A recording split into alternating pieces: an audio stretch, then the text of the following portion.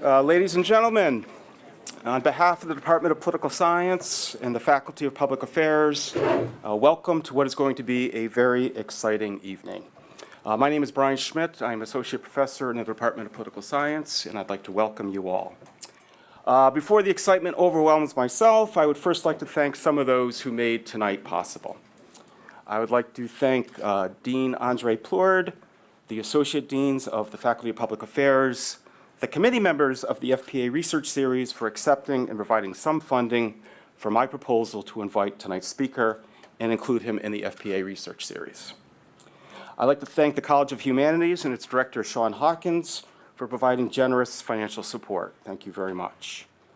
I'd like to thank the Department of Political Science, the chair, Dr. Eleanor Sloan, the administrator, Darlene Moss, my graduate administrator, Brooks Fee, and especially the administrative assistant to the chair, Sarah Landry, for all the support in helping to make this possible.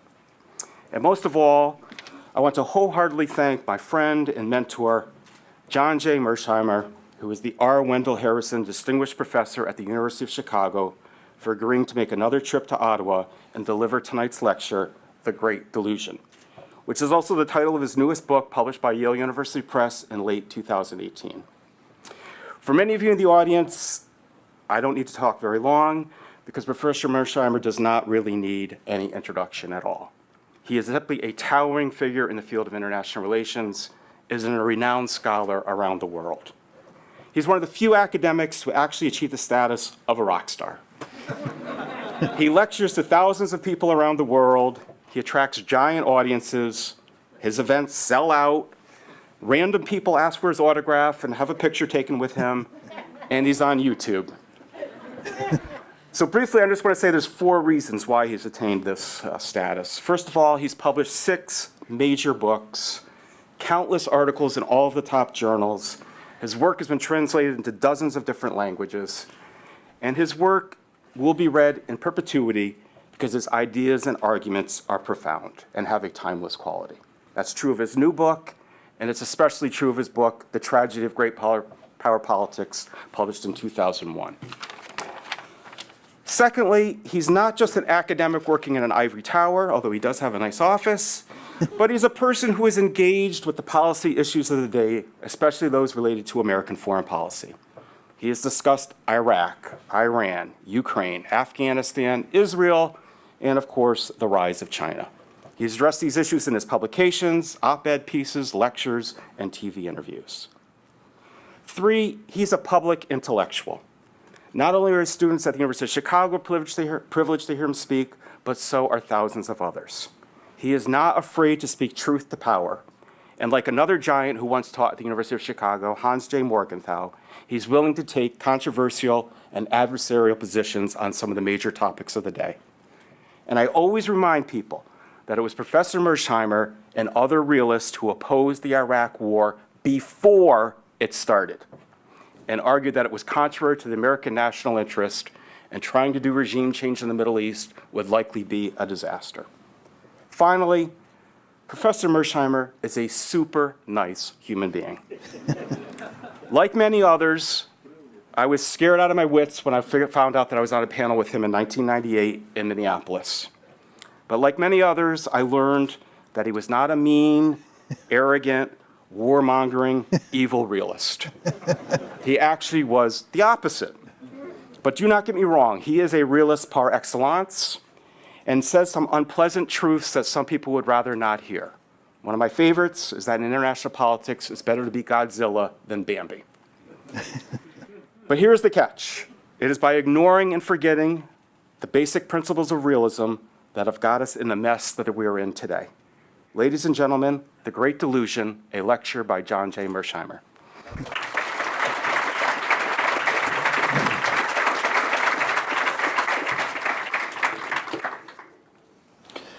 Thank you very much for that wonderful introduction. I really appreciate it very much. I'd like to thank everybody for coming out to hear me speak today. It's a very humbling experience to know that so many people are interested in what I have to say about different subjects regarding international politics. So thank you. I also want to thank Carleton University for sponsoring my talk today. especially the Faculty of Public Affairs and the FPA Research Series, and also, of course, the Department of Political Science. So thank you very much. What I'm going to speak about today is this book that I wrote, which is The Great Delusion, Liberal Dreams and International Realities. And basically, the story I'm going to tell you is that when the Cold War ended, the United States adopted a foreign policy called liberal hegemony.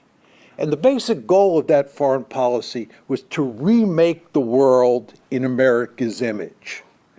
That policy was a colossal failure.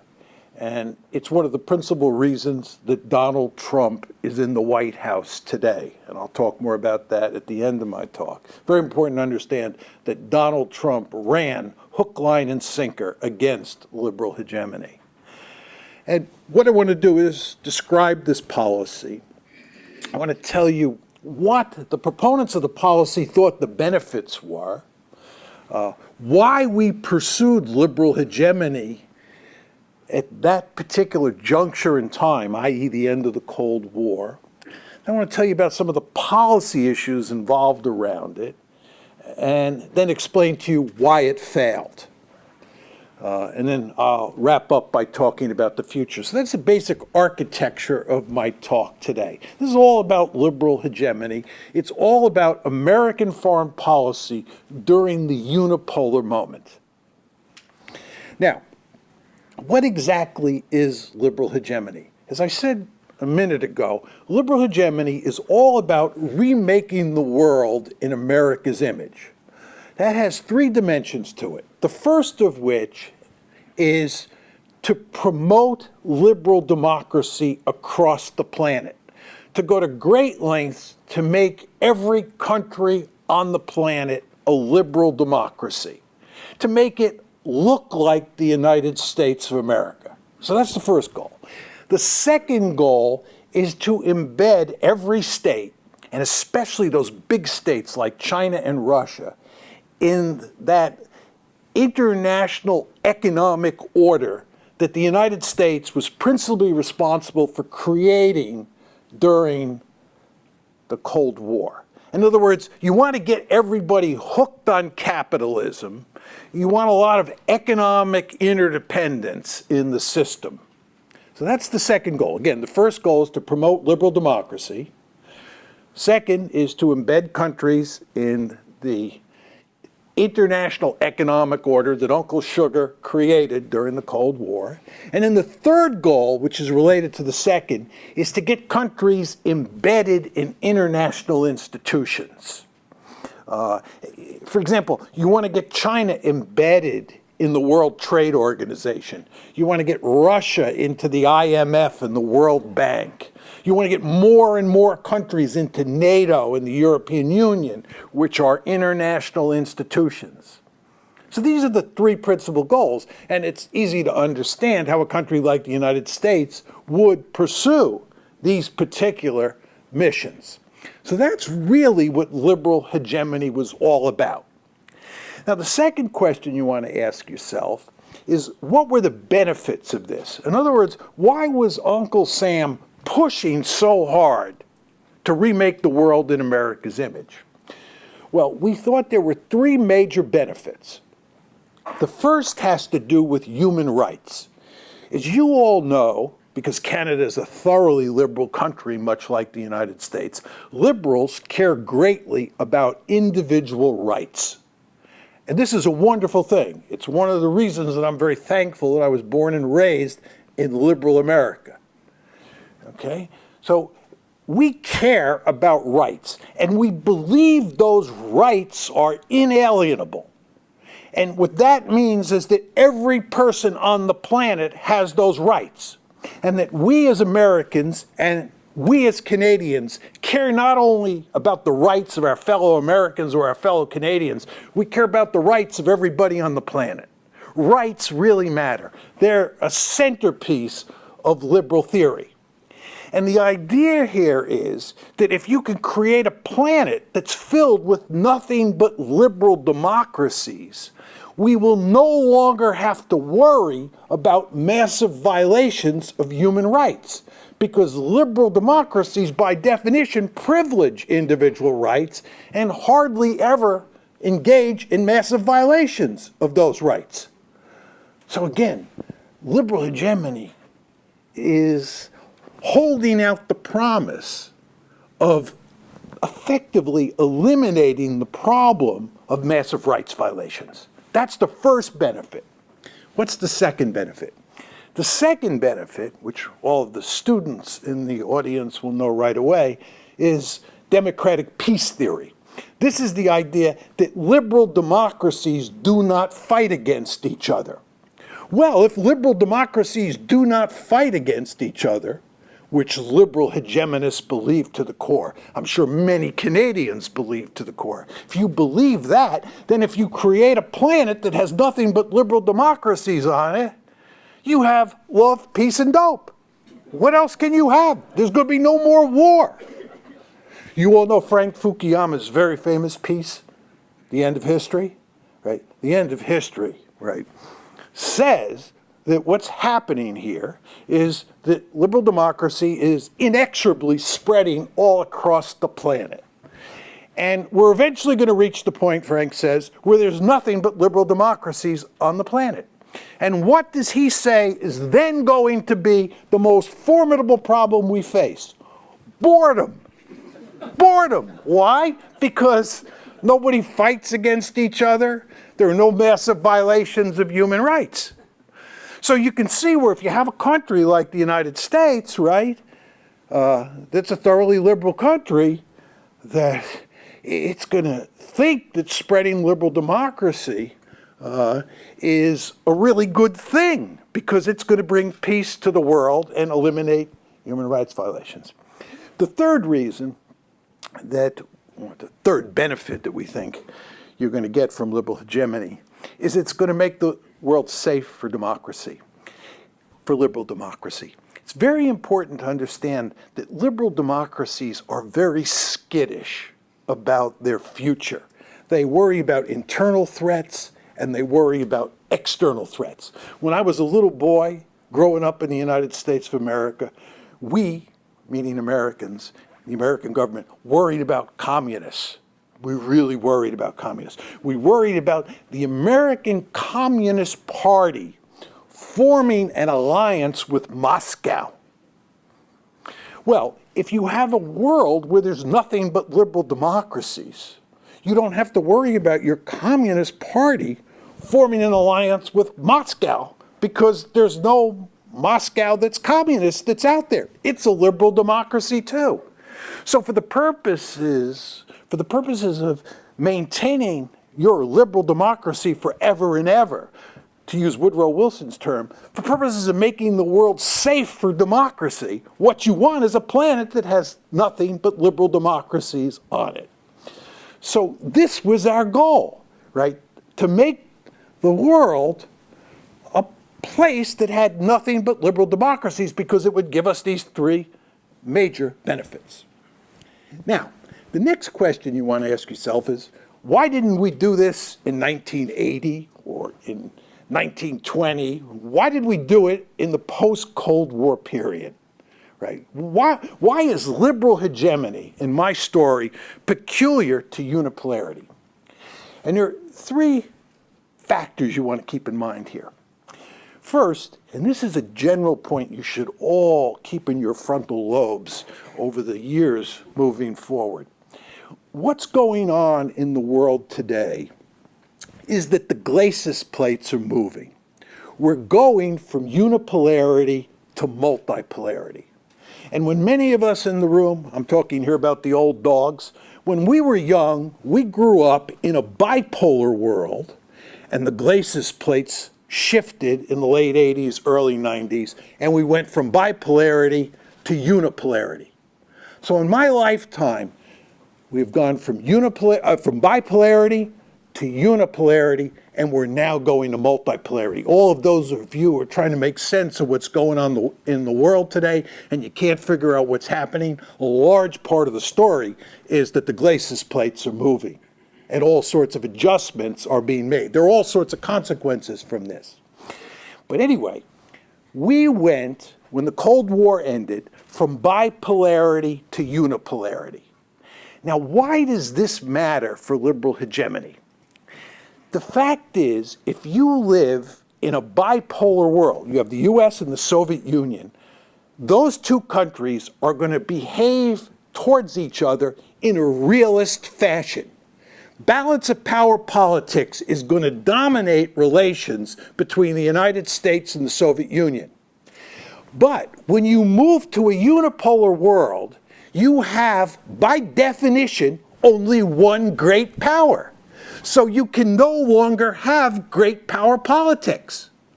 All of this is a way of saying that the unipole, or the sole pole, which is the United States of America, does not have to worry about balance of power politics because there are no other great powers in the system. And just to get way ahead of myself, you understand what's happening now is we're moving out of unipolarity to multipolarity, i.e. balance of power politics is coming back. But that's getting way ahead of myself. The point is, in the early 1990s, we were moving squarely into a unipolar world, especially after December 1991 when the Soviet Union went down the toilet bowl, right? So we were in a unipolar world where we did not have to worry about balance of power politics. All of that's another way of saying we were free to pursue an ideological foreign policy in ways we were not free to do before 1989. So that's the first enabling condition. The second, enabling condition is that the United States is a thoroughly liberal country. We are wired that way. It's in our DNA. So you take a really unusual situation where the United States doesn't have to worry about balance of power politics, and it's free to pursue an ideological foreign policy. And it's a highly ideological state, i.e. it's a crusader state. You all understand the United States is a crusader state. Canada, by the way, would be a crusader state if it was powerful enough, right? Because you believe in liberal hegemony just like we do, right? It's just that we happen to be really powerful. So the second condition is you have this highly ideological state, right, that is the unipole. Then the third reason that we did this is we thought it was going to be easy. Some of you in the room are old enough to remember the optimism that existed in the early 1990s. We thought we meaning the Americans and Canadians and West Europeans, we thought we had the wind at our back. And this is what Frank Fukuyama told us. Frank told us that the world is eventually going to be filled with liberal democracies. What the United States had done in the first half of the 20th century is it had defeated fascism. In the second half of the 20th century, we defeated communism. And there was only one viable political order left, liberal democracy. And it was slowly but steadily spread across the planet. And therefore, we had the wind at our back. So here you have this highly ideological unipole, also known as a crusader state, right, that has the wind at its back. And we're off to the races. So this is how it all got started. So, the question is, what happened?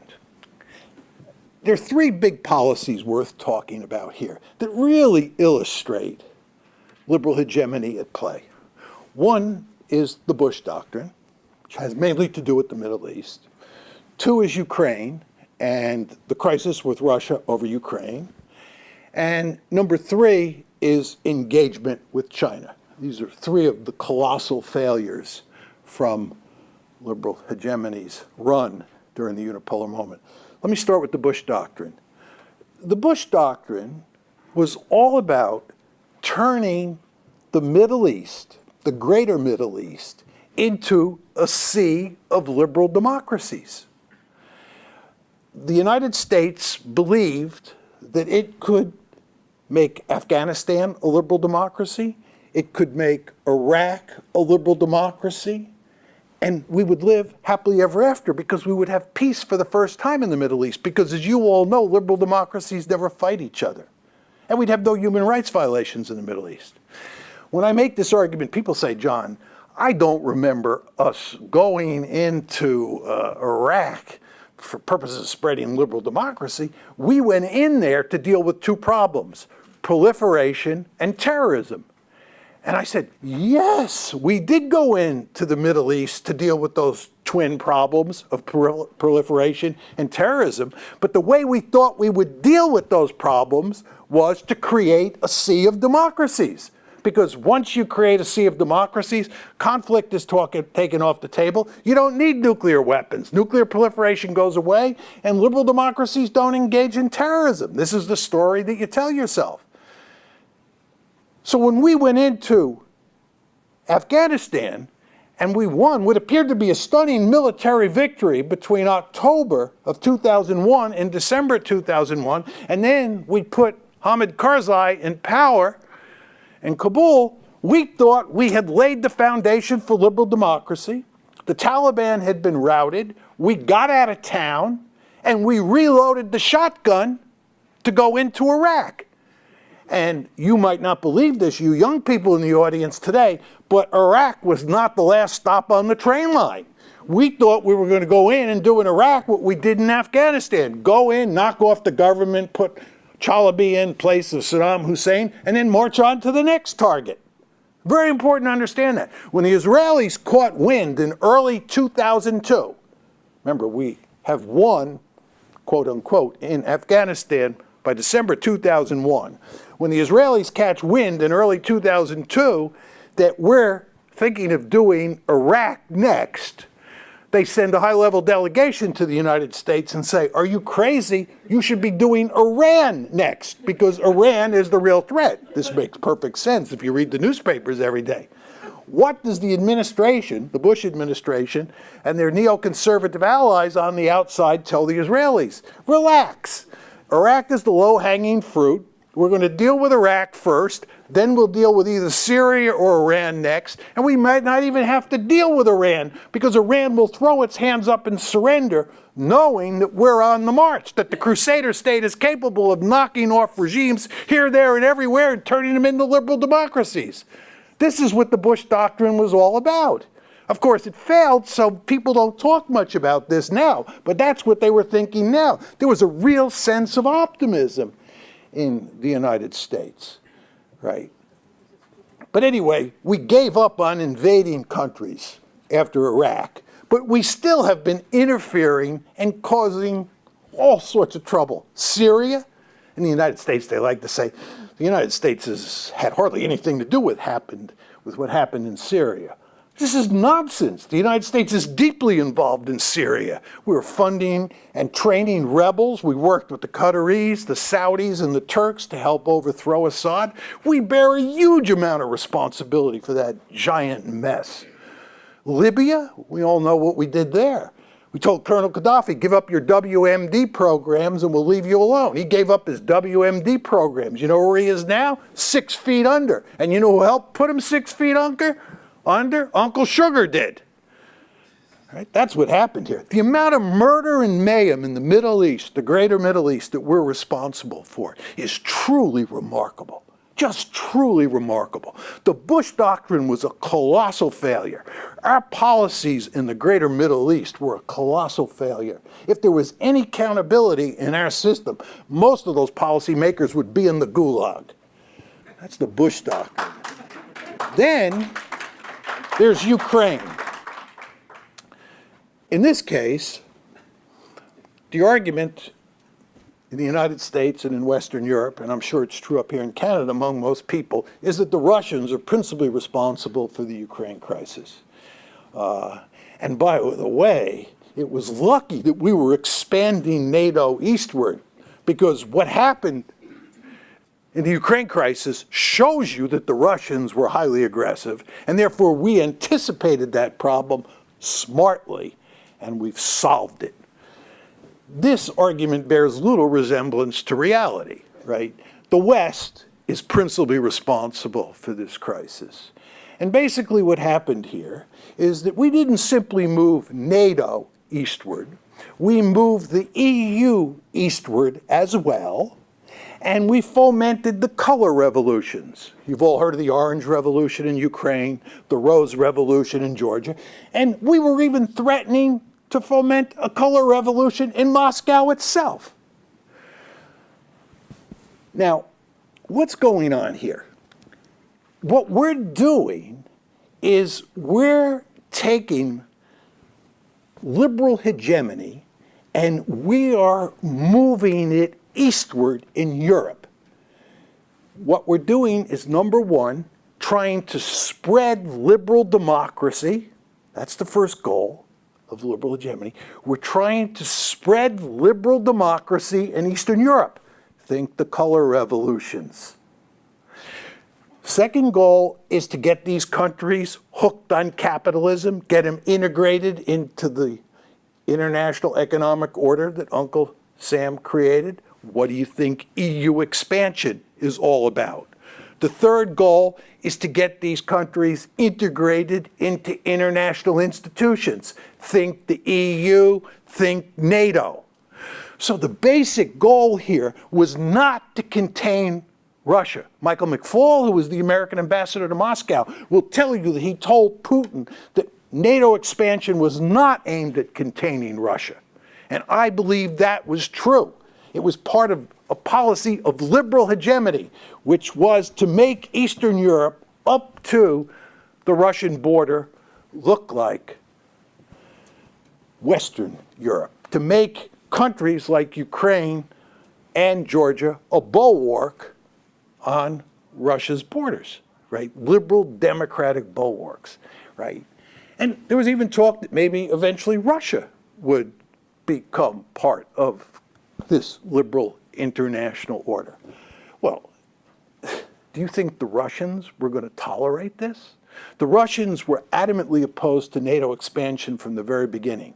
They opposed the 1999 expansion, which included countries like Poland, Czech Republic, and Hungary.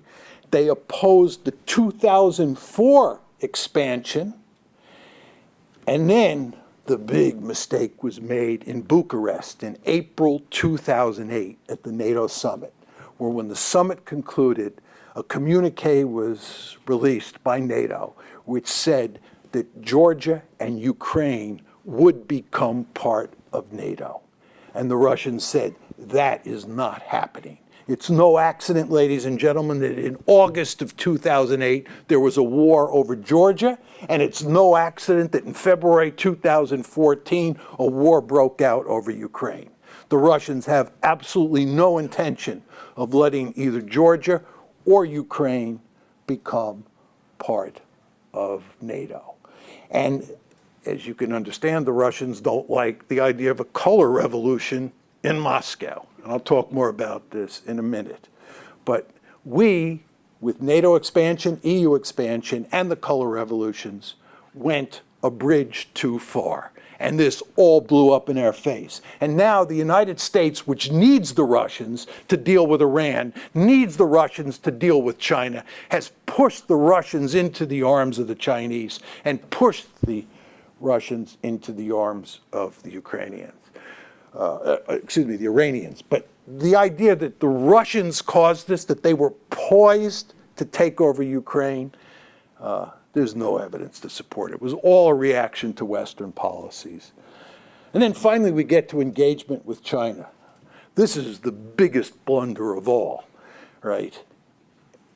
The basic goal here is to get China hooked on capitalism, to make China really rich, get it into the WTO, which we finally accomplished in 2001, then let the Chinese violate a lot of the important rules in the WTO, get richer and richer.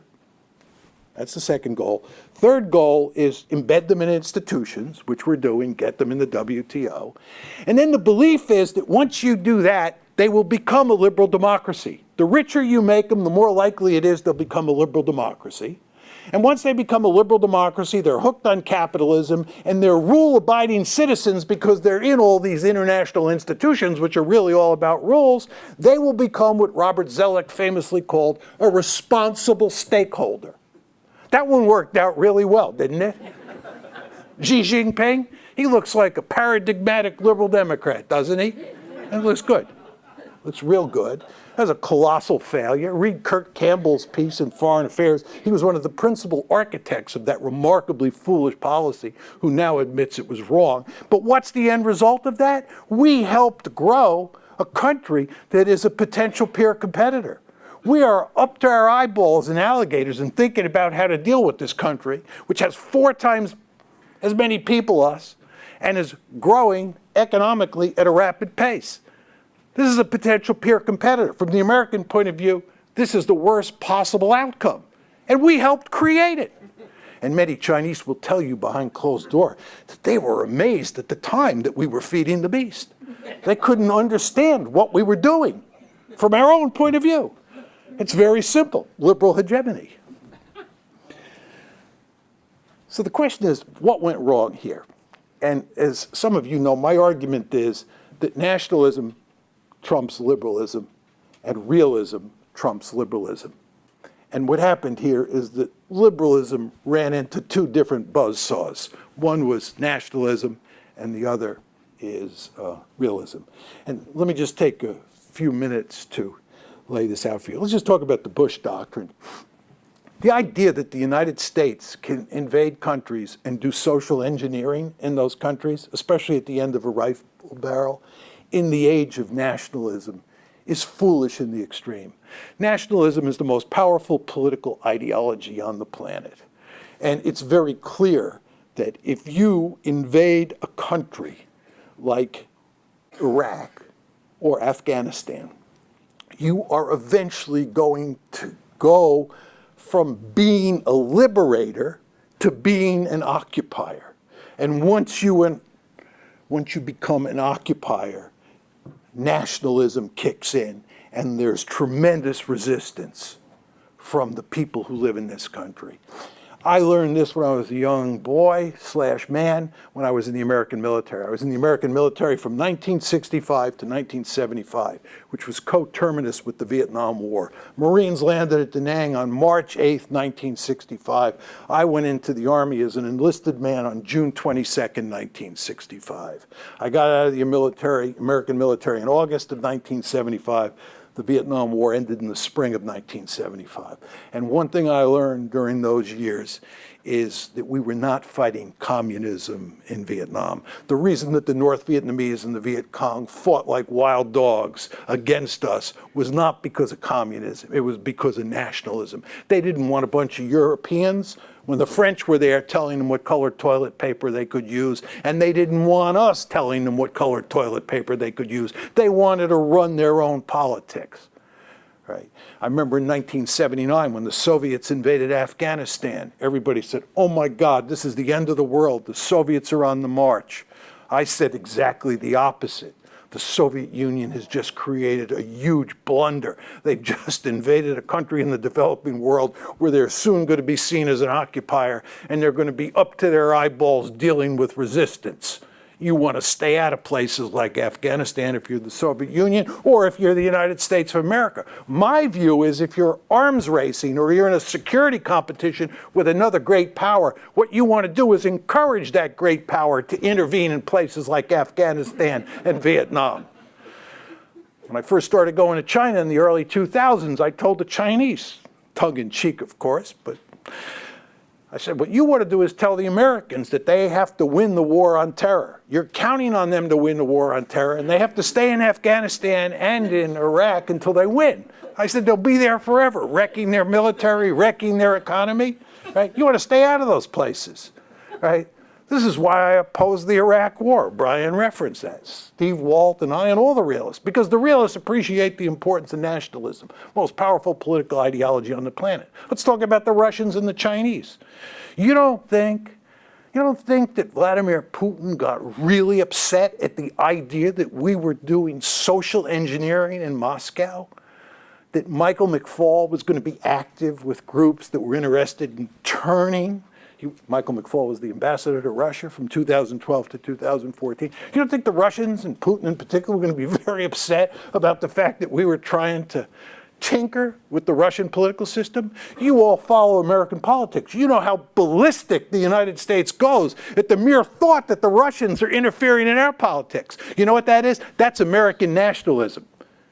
Nationalism is all about sovereignty. We are a sovereign state. We do not like the idea of the Russians meddling in our politics. Well, as my mother taught me when I was a little boy, what's good for the goose is good for the gander. And if we don't like the Russians interfering in our politics, are you surprised that they didn't like us interfering in their politics? That's nationalism. Go to Beijing. Ask the Chinese what they think about us interfering over issues like protests in Hong Kong. They do not think for 1 second that we have a right to interfere and with what's going on in Hong Kong. You all follow this story for sure about the Houston Rockets general manager who tweeted in support of those protesters in Hong Kong. He got himself into a whole heck of a lot of trouble. Why? Nationalism. Go to China today.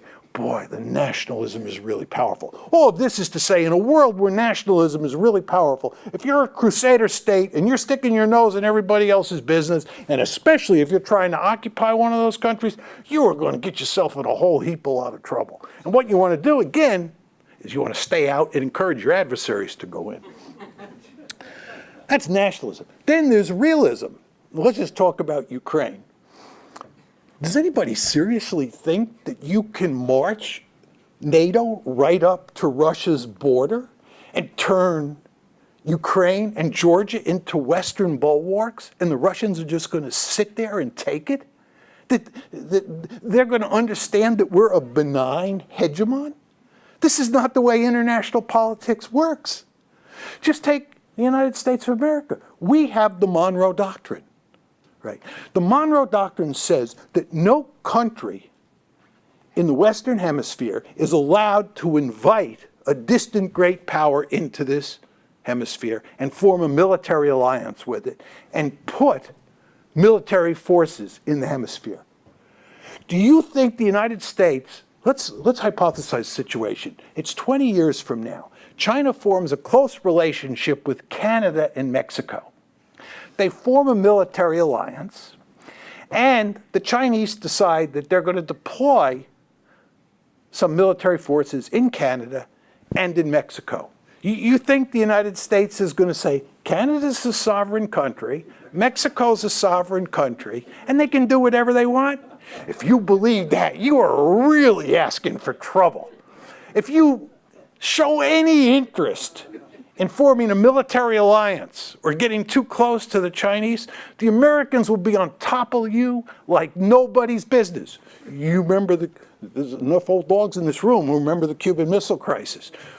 Fidel Castro had the audacity to form a military alliance with Cuba, then invite them, to form a military alliance with the Soviet Union, then invite the Soviets to put missiles in Cuba. We still have not recovered from that. You notice that we still have our gun sights on Cuba. Oh, that just drove us crazy. That's a violation of the Monroe Doctrine. Again, you know my rhetoric about what's good for the goose is good for the gander. You're surprised that the Russians were upset about NATO expansion? And it was not just NATO expansion, it was NATO expansion plus EU expansion plus the color revolutions. And you know, a lot of people say to me, don't you understand, John, that Ukraine is a sovereign state and it can choose its own foreign policy? To which my response is, that's a foolish way of thinking about international politics. If you're a small state and you live next door to a guerrilla, you have to be really very careful what you do. Because if you make that guerrilla angry, that guerrilla is going to do all sorts of horrible things to you. And we basically, probably unintentionally, encouraged Ukraine to pursue policies that got into a heap of trouble. And then when they got into a heap of trouble, what did we do? Nothing. We led them down the primrose path. And we did the same thing with Georgia. The Georgians were expecting us to come to the rescue. They're expecting the 7th Cavalry to arrive. It didn't happen. Surprise of surprises. But anyway, all I'd say is you got to understand basic realpolitik here. All right, talk in conclusion about the future. Liberal hegemony is dead. And it's dead for two reasons. One is Donald Trump. It's very important to understand that Donald Trump ran against liberal hegemony. As you all know, he said, we're getting out of the business of spreading liberal democracy around the world. He said that. As you know, he's never met a dictator that he wasn't willing to jump into bed with, and in most cases with enthusiasm. And most of our Democratic allies he's into slapping around, right? With regard to economic interdependence and an open international economy, he likes to refer to himself as Mr. Tariff, right? This is a guy who's not interested in maintaining the open international economic order that the United States created after the Cold War ended. He has a fundamentally different view. Which, with regard to institutions, the guy's never met an institution he doesn't loathe, right? He thinks NATO's obsolete. Some of the EU leaders identify him as public enemy number one when it comes to the EU. He hates the World Trade Organization. He hates the IMF. He hates the World Bank. One of the first things he did, foolishly in my opinion, was to nix the TPP, the Trans-Pacific Partnership, when he came to office. As you up here in Canada know, he hated NAFTA. He hates institutions. So he hates institutions. He has no interest in spreading democracy. And he's Mr. Tariff. He ran against liberal hegemony, and he got elected. And why did he get elected? He got elected in part because the policy was bankrupt. The story that I'm telling you about failure after failure is not one I'm making up. Trump recognized that, and he ran against his Republican opponents in the primaries on that platform. He said explicitly that George W. Bush was a failed foreign policy president, and then he ran against Hillary Clinton and the Democrats, and he won. So that's the first reason it's done. But the more important reason that liberal hegemony is done is we're no longer in a unipolar world. In fact, we're now moving into a multipolar world with one, the rise of China, and two, the resurrection of Russian power under Vladimir Putin in the 2000s, roughly over the past 20 years. The Russians are back. The Chinese have grown very powerful. The United States, by the way, is still the most powerful country in the world. I don't want to make light of that. The United States is very powerful. But nevertheless, we're now in a multipolar world. And as I told you at the beginning of my talk, when you are in a multipolar world, the United States has to pay primary attention to balance of power politics. You can't pursue an ideological foreign policy because the balance of power matters so much. So liberal hegemony is out the window for that reason. Let me conclude with just one quick observation. I have very mixed emotions about this. And the reason I have very mixed emotions about this is that we have turned China into a peer competitor. And I believe that from an American point of view, we are now moving into very dangerous waters. I think the United States behaved foolishly during the unipolar moment. And there's no question we did a lot of damage in places like the greater Middle East. But I think the world was far less dangerous in the unipolar moment than it's going to be moving forward, because I think the US-China competition is going to dominate the landscape in the decades ahead. And I think the potential for big trouble on that front is not to be underestimated. And the key point you want to keep in mind is that the individuals who ran American foreign policy during the unipolar moment created this situation by feeding the beast. Thank you.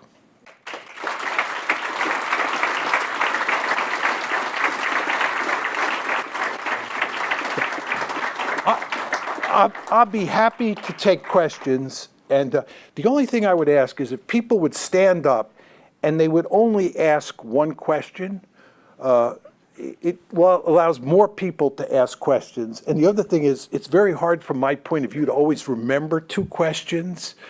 So if you just ask one pointed question, that would be much appreciated. And there are microphones too. Oh, there are microphones? As long as you use paper if you need to. Oh, okay. Peter. They said there's microphone. If you want to use the mic. Oh, if you want. How loud do you want it? Everybody will. All right, I'm loud enough. Okay. Yeah, and I can always repeat the question. You said that it's, to me, likely that we are moving from unipolarity to multipolarity. So you assume that it will be different poles, and they will be not liberal. I assume as well. One will be liberal. The United States will be liberal. The Russian and Chinese poles will not be. Okay, so they will be not liberal. So they will be using your advice in behaving like a realist. How do you see the future of the world order if they will be these polarities who will behave only in their own interest? Yeah. Just with regard to that point, I think the Russians and the Chinese, as I tried to make clear in my talk, I didn't say this explicitly, but it was implicit, but I want to be explicit here. During the unipolar moment, the Russians and the Chinese acted in a realist fashion. It was the United States that did not, okay? Moving forward, the Russians and the Chinese will continue, as you said, to act in a realist fashion. My argument is the United States will act once again in a realist fashion, as it did during the Cold War. So you will have three great powers competing among themselves. Your question in particular was, what effect will this have on the liberal international order? I did not talk about the liberal international order. I've written a major article on this, which I can send you, that came out in the spring of last year. But You sent me. I sent you the piece? Oh, okay. Shows you how much I remember. But anyway, okay, but my point is the liberal international order is kaput, right? And many people think that Trump is principally responsible for tearing down the liberal international order. And my argument is that is not true. It's, in response to your question, it's the fact that you now have three great powers competing that takes the liberal international order off the table. In your opinion, what do you think the likelihood is of a third global conflict in the next century? When you say global conflict, what do you mean? Okay. With nuclear weapons. Yeah. This is a great question. I think that as a result of nuclear weapons, it is almost impossible to get a World War I or a World War II like situation between China and the United States. And by that I mean a massive conventional war between the United States and China. I could tell you a story, I won't do it here unless somebody asks the question, is why a war between China and the United States is more likely than a war was between the United States and the Soviet Union during the Cold War. I think there is a reasonable chance you will have a shooting war between the United States and China. But I do not think that will lead to World War III, which is your question. Although you tacked on the nuclear weapons argument. And I do think if there is a war between the United States and China, there is the ever-present threat of nuclear escalation. It's very important to understand that because we have never had a nuclear war, thank goodness, right, we do not understand the dynamics that underpin escalation. And the real issue here is that you get into a conventional war and then it spins out of control and it escalates and we all get incinerated. Now, is that likely to happen? I think not. I actually think if the United States and China got into a shooting war, it would be limited, and we would go to great lengths to shut it down, simply because we would live in mortal fear, us and them, that it would spin out of control. Because again, we just don't understand the dynamics here very well. So my bottom line to you is, you don't have to worry about World War III looking like World War I and World War II. But you do have to worry about the possibility of a limited war, especially because it could escalate. This woman here? Yes. Why don't you just wait for 2 seconds just so everybody can hear you? You spoke about how in the unipolar time, there was a crusader kind of attitude which kind of was to convert all of the countries out there to liberal democracy. And Yes. now that we're moving towards a multipolar, where realism is kind of the necessary strategy. But back in the United States, you talk as if the United States foreign policy is a monolithic single thing. But yet in the United States and their politics, it's been bipolar for a very long time. How do you expect that to play out in this new, if things go as you think? Thank you. I think the first 2/3 of what you said was an excellent synopsis of my views. I actually disagree with you when you say that you had this sort of bipolar relationship or polarization between, let's say, the Republicans and the Democrats on foreign policy. Actually, what I believe is that you have remarkable consensus among the Republican and Democratic foreign policy elites in the United States. They were all liberal hegemonists. The Democrats are constantly accused by the Republicans of being pussycats, and President Obama was said to have been an isolationist. This is nonsense. President Obama upped the ante in Afghanistan. Yes, he was forced out of Iraq, but we went back in. President Obama is responsible for what happened in Syria, because it all started in the summer of 2011. President Obama is responsible for what happened in Libya. The guy was infatuated with drones and became the assassin in chief as we went around the greater Middle East, killing people from the sky, right? The idea that President Obama was a wussy and an isolationist, I mean, this is the kind of rhetoric that takes place between the Republicans and the Democrats that bears no resemblance to what's really going on. There are two political parties that are filled with liberal hegemonists. Trump was the outlier, right? Trump ran the table in the Republican primaries, and then he beat Hillary Clinton. Trump was calling for a radical change in American foreign policy. And it's no accident that a huge chunk of the foreign policy establishment, the Republican foreign policy establishment, was and remains appalled by the Trump presidency, because they view Trump as a threat to this crusader state mentality that they all have. Now, just a final point on what is really the essence of your question: what's going to happen moving forward? My argument, as you would expect from a structural realist like me, right, is that as the structure changes, we go from unipolarity to multipolarity, and the United States has to play balance of power politics. Both the Republicans and the Democrats will become more realpolitik.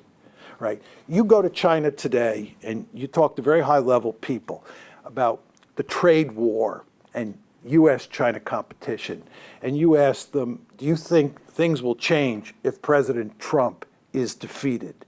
And virtually everybody will tell you it doesn't matter whether Trump is defeated or not. The Americans have their gun sights on us. They're coming after us. We fully understand that. And I think that's just a way of answering your question by saying that Republicans and Democrats will probably be united again, but they'll be united in a more realpolitik and less in a liberal hegemony kind of way.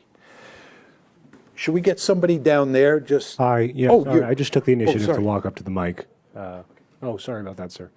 You recently You recently joined the Quincy Institute on Responsible Statescraft Yes. as a non-resident fellow. Yes. Washington, D.C.-based think tank Yes.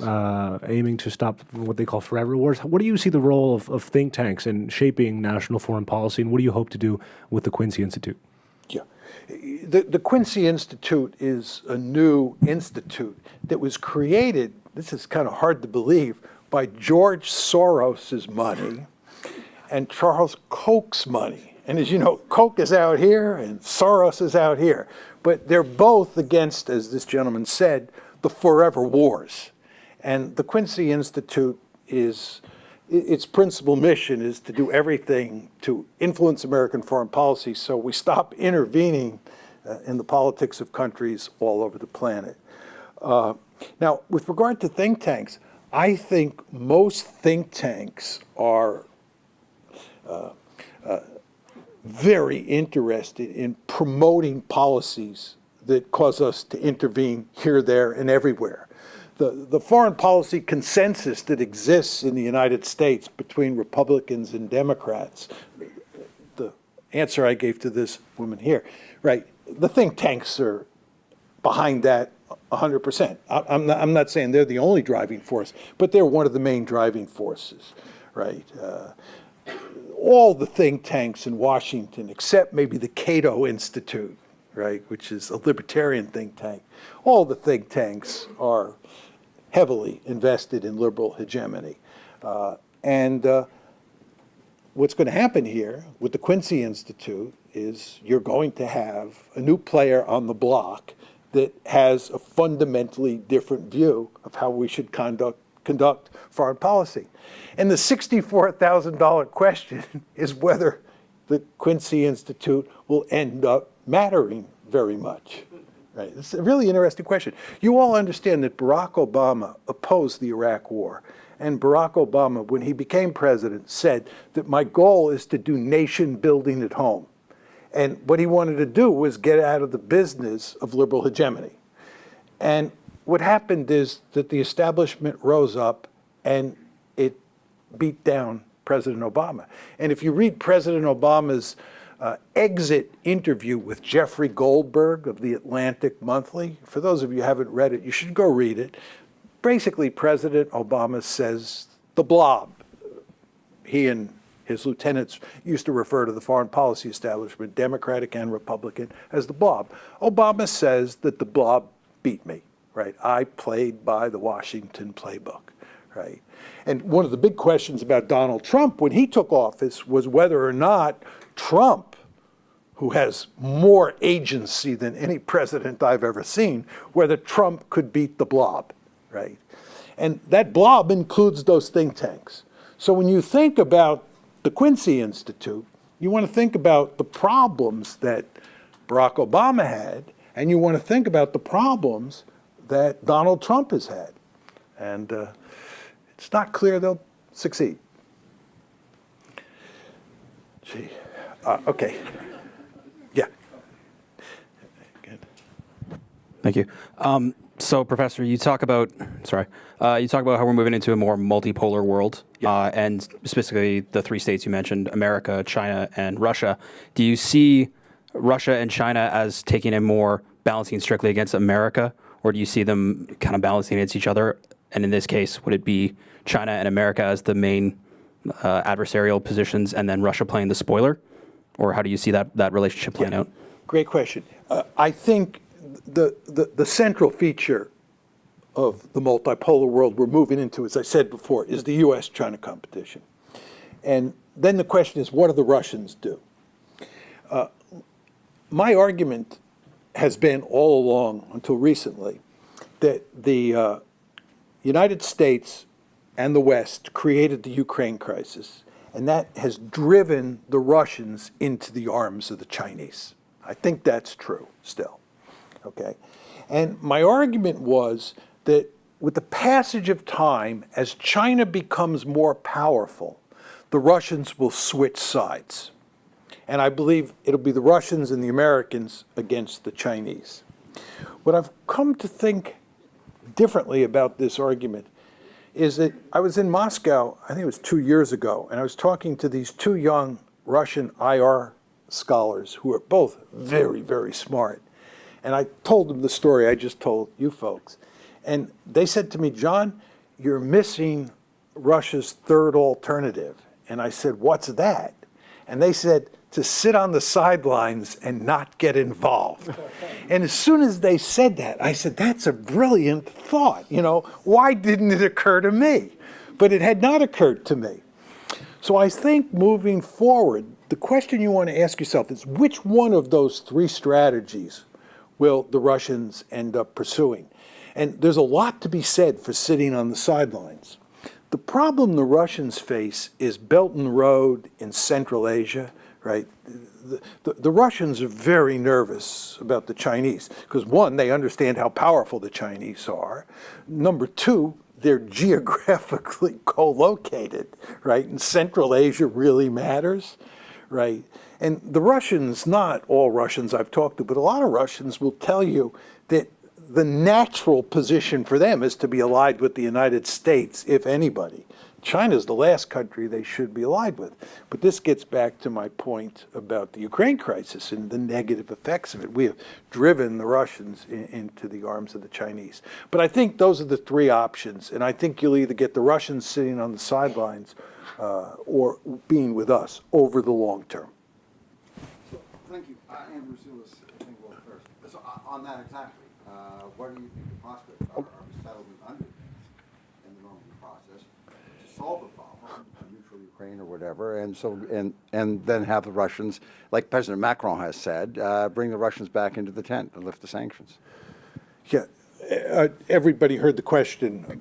No, okay, I'll just repeat it very quickly. The question is, how likely is it that we will be able to solve the Ukraine problem and improve relations between the Russians on the one hand and the West on the other? And then once that happens, we are more flexible, the Russians are more flexible in dealing with this gentleman's question. I'm not sure what the answer is there. I think there is so much hostility towards Russia in the United States, and it's not geopolitical. It's mainly a consequence of the fact that President Trump is associated with the idea that we should improve relations with Russia. And therefore, that has caused huge problems in terms of improving U.S.-Russian relations and working to solve the Ukraine problem. So I think there are real problems from our side, the West side.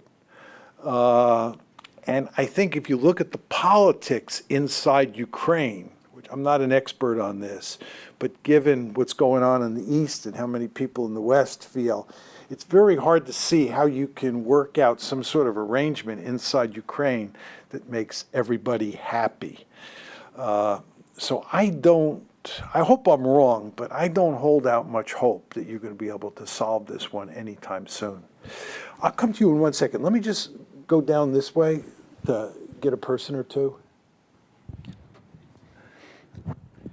Professor, given your criticism of the previous administration, what grade would you give to Trump's foreign policy so far?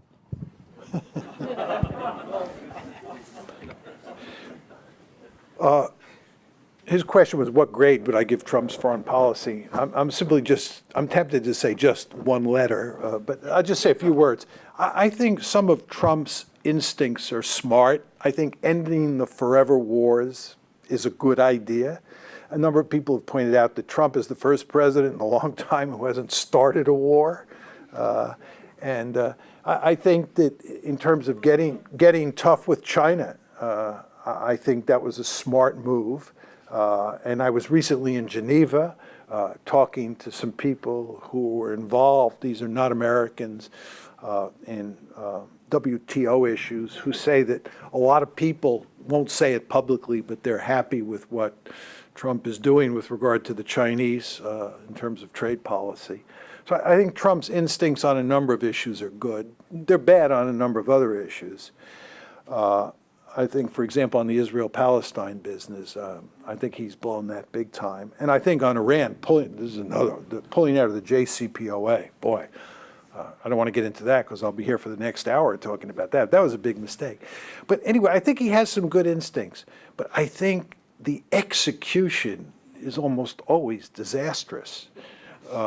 Just let's talk about balancing against China. He wants to balance against China. I think this is the right thing to do. But we have to balance with allies. We especially need our East Asian allies. We also need our European allies. But this guy, President Trump, goes around the world, beating up on our allies, poisoning relations with our allies. This is no way to form a balancing coalition. And I could go on and on. So if you were to ask me what grade I would give him, I'd give him a grade of D. I think when you look at what he's done. We could go down the whole list. I won't do that because there are a lot of questions. But yes, ma'am. You could have, yeah, oh, yeah. I would rather sit if that's okay. Yeah. Thank you very much. Most of the historic liberals, including John Stuart Mill, who I do work on, built a foreign policy or policy on the basis of a theory of value and morality. If you look at it that way, you get a sort of a different picture about what liberalism is trying to do. So my question to you is, if you don't believe in universal, inalienable human rights, or that we should be at least working for them, what do you do about situations where nationalism, as in Rwanda, massacres in horrifying degrees, which was actually the circumstance that turned many people towards liberal interventionism and responsibility to protect? Your analysis overall is wonderful, except if you come at it from a different angle. I always say, you leave people to be massacred, tortured, raped, whatever, if you are not interested in the circumstances under which you should be promoting policies to address that. So the question really is, what do you do if you're interested in human rights and yet you want to be realistic? Yeah. This is a very tough question, right? My view on this is that when there is genocide or mass murder, a massive violation of human rights where people are being killed, if you can, you should intervene. I want to be clear, I was in favor of intervening in Rwanda, right? This is not because I supported liberal hegemonies, but for liberal reasons. I didn't make this clear in my talk, I think, but I consider myself to be a card-carrying American liberal. I'm thrilled that I was born and raised in liberal America, and I understand the importance of individual rights. And it sickens me when I see situations like Rwanda, right? So I'm in favor of going into Rwanda and fixing that problem, which would have been very easy to do. But the question is, what do you do beyond that?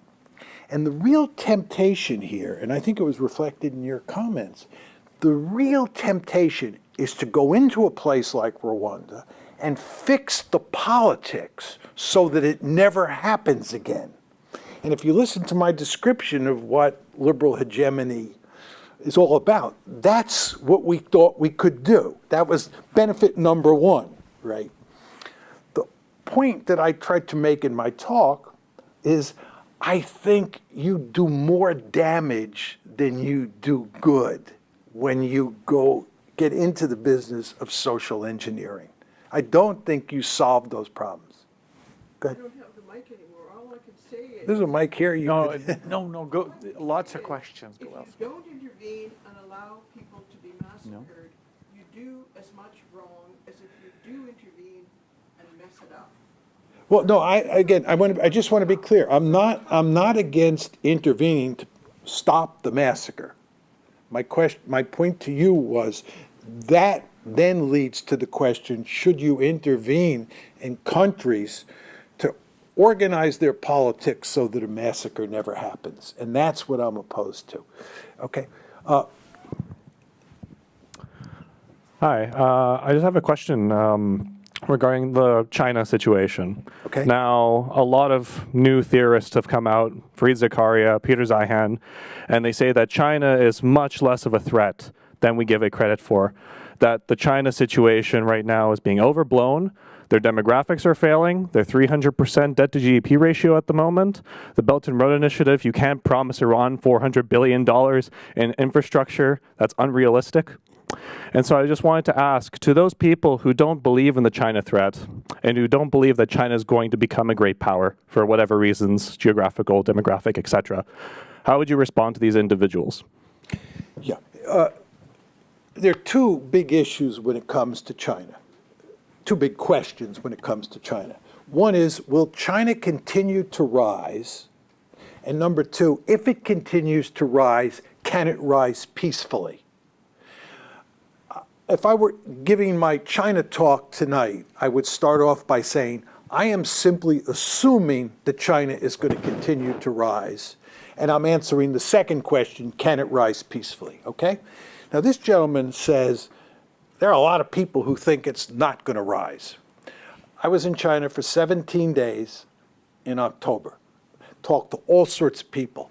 It is quite striking how many smart Chinese basically agree with the thrust of what he said, which is that I overestimate the threat from China because China is not likely to continue growing at an impressive rate in the years ahead. My response to that is, first of all, that's great news, right? I want to see the Chinese economy flatline, right? But the second point I would make is, I don't know how to think about what's going to happen to the Chinese economy over time. And if you talk to economists and people who specialize on this issue that this gentleman raised, there are people who are all over the map.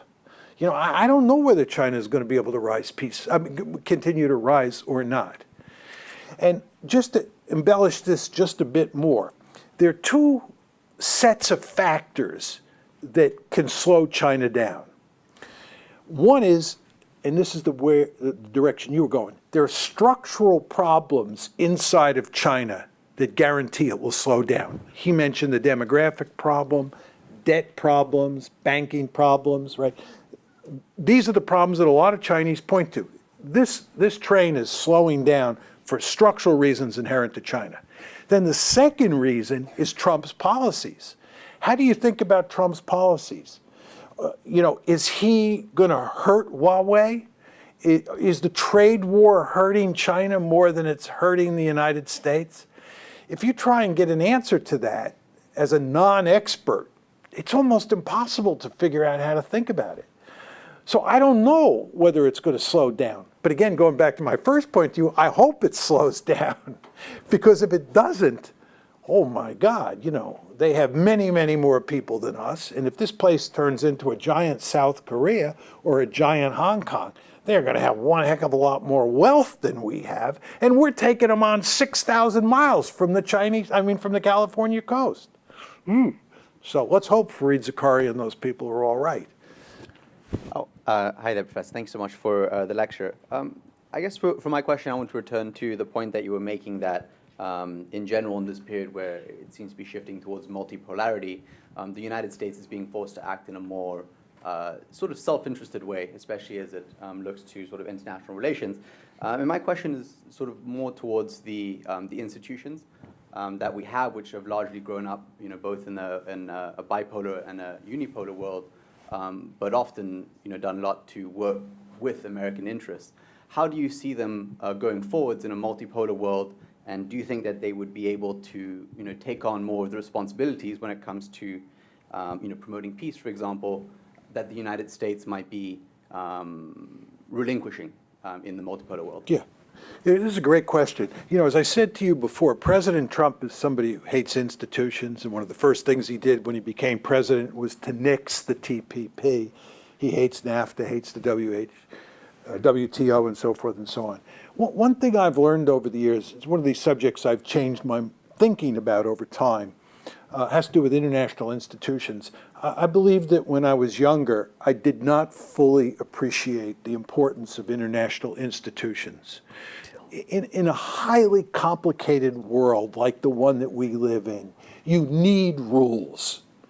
And institutions are basically rules. If you're going to fight the Cold War all over again, you'd do it with NATO every time. The Soviets would do it with the Warsaw Pact every time. These are institutions. Institutions are very important. And President Trump's idea that you can just sort of get rid of institutions, ignore them because he likes to ignore rules, is foolish in the extreme, right? And I say that as a good realist. A good realist should like institutions. Your question is a great one, and it gets back to the international order question that Peter raised before. And the point is the glacis plates are moving. We're going from unipolarity to multipolarity. And the question is, what is the configuration of institutions going to look like? The TPP, which was aimed at China, was an example of a new institution being created to deal with the transition from unipolarity to multipolarity. So my view is that some of the institutions that exist now will continue in place.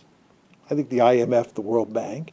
There are a number of institutions that will be modified for one reason or another. I think the World Trade Organization is one. New institutions will be created.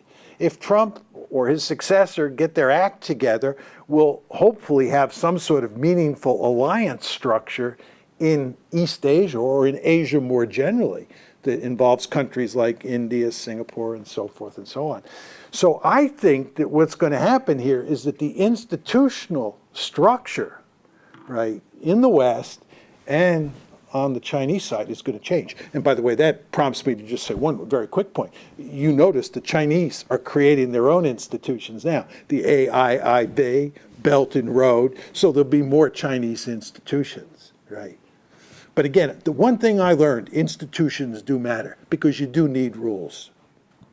So we only have time for just one more question and then we can wrap up. I'll stay till 10 o'clock if you want. Don't think so. Brian's looking at me like, is that guy crazy? But he knows I'm crazy.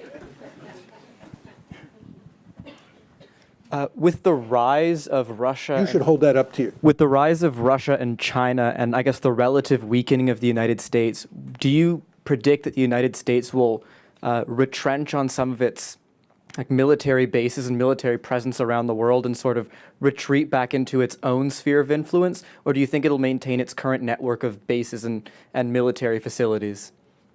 Yeah, this is a great question. Boy, let me make a couple points. One is, if you go to the Pentagon today, there are huge numbers of people who want to end the forever wars, which is mainly these crazy wars in the Middle East, because they want to focus on China. Okay? Now,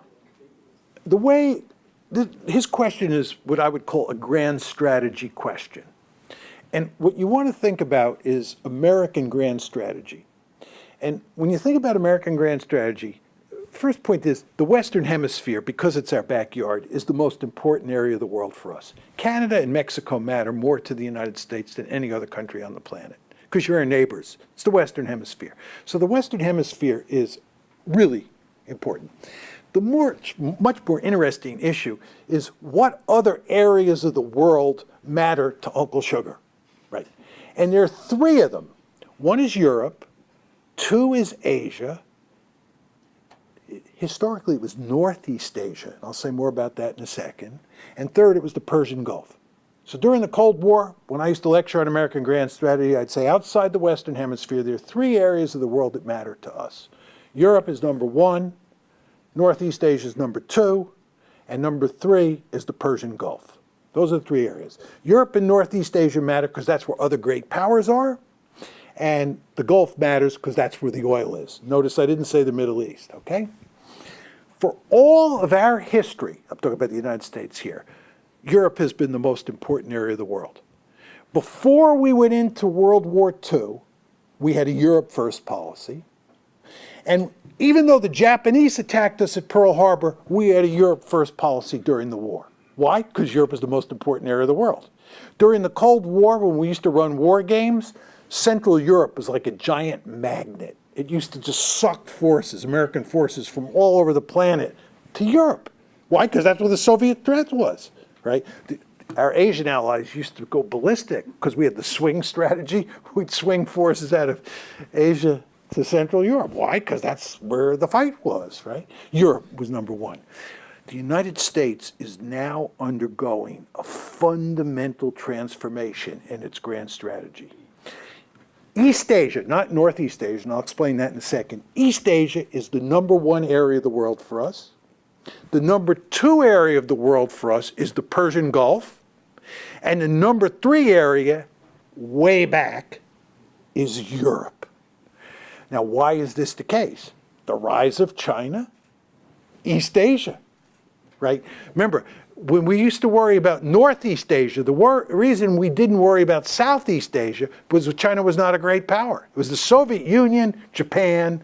That's why Korea mattered. Soviet Union, Japan, China, all up there. But down there was just China. Southeast Asia didn't matter, okay? But now China matters, so we care about Northeast Asia, we care about Southeast Asia. Oh, by the way, we care about Central Asia, right? We care about Southwest Asia, not surprising, okay? So Asia, mainly East Asia, is the number one area of the world for us. Why does the Gulf matter?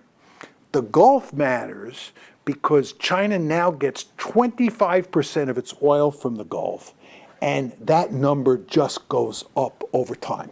Talk to the Chinese, they're building a blue water navy. Chinese are building a blue water navy so they can protect their sea lines of communication into the Gulf. So you can rest assured that the Chinese are going to become more and more influential in the Gulf, right?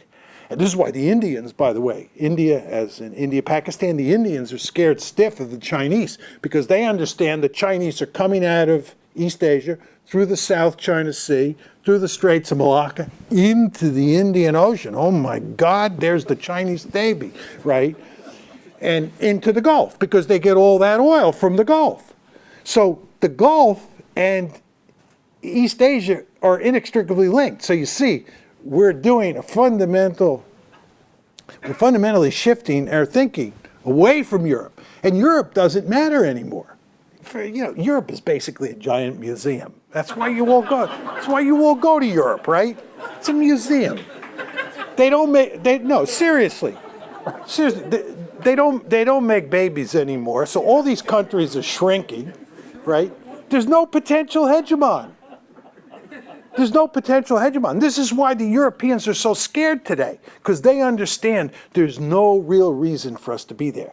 Many people say, what about the Russians? Oh, come on. The Russians are a declining great power. They're depopulating. They're not modernizing their economy.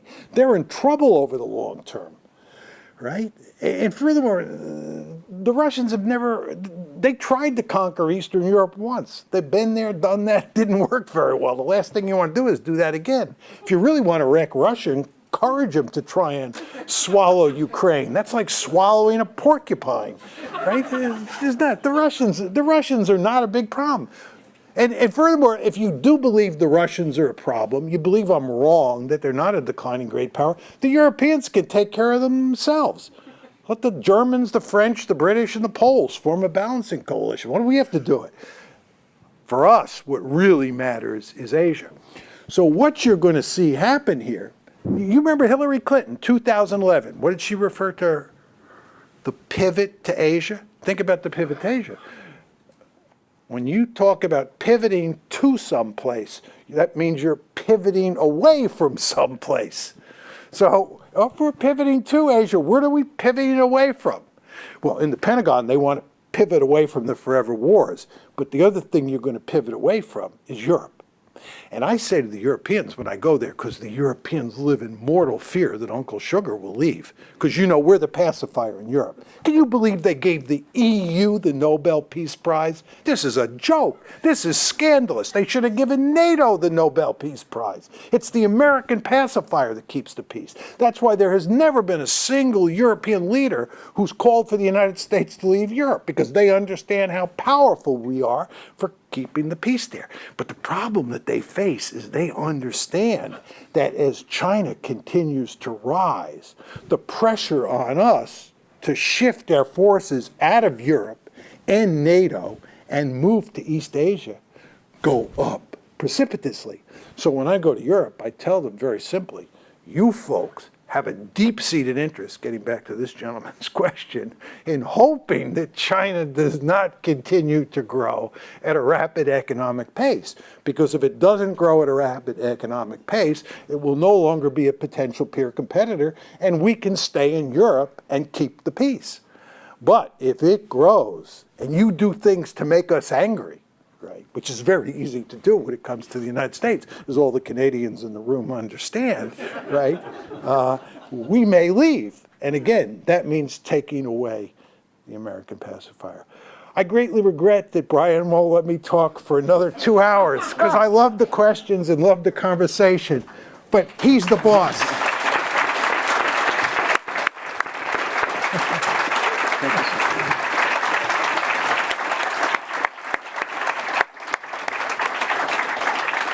And we're lucky our speaker is 28 years old, because he arrived in Ottawa last night at 2:30 a.m.